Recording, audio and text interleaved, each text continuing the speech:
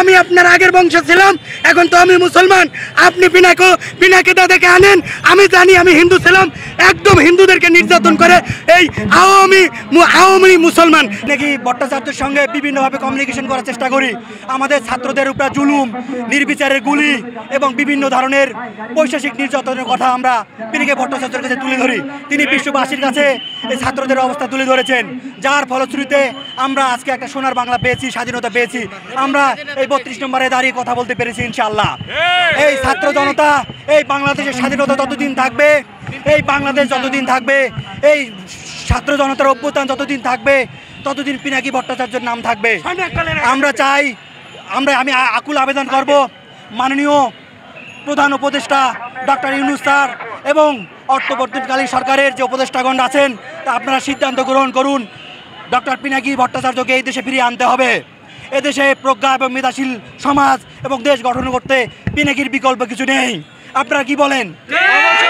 আমরা পিনাকিকে এই দেশে চাই, পিনাকি ভট্টাচার্যকে এই দেশে চাই। আমরা সাধারণ মানুষ বাংলাদেশের, আমরা পিনাকির ফ্যান।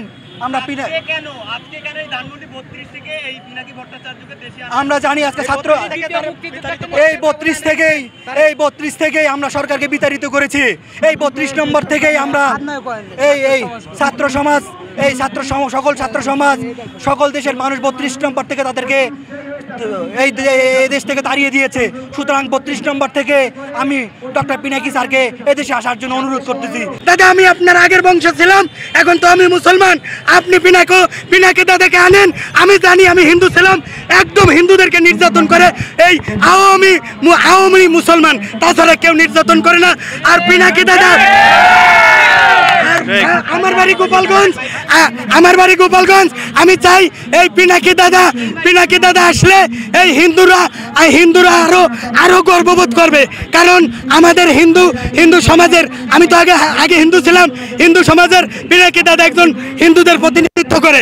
সুতরাং এই নতুন স্বাধীন বাংলাদেশে পিনাকি দাদার নেতৃত্বে হিন্দু সমাজ নিরাপত্তা থাকবে, একথা আমরা বিশ্বাসী করি। এত একজন এই মিডিয়া যোদ্ধা, তার অবদান আছে। আওয়ামী লীগ তাকে এই দেশ থেকে বিতাড়িত করছে। ছাত্র সমাজ, এই ছাত্র ভাইদেরকে, এই বৈষম্য বিদ্রোহী ছাত্র আন্দোলনকে ধন্যবাদ।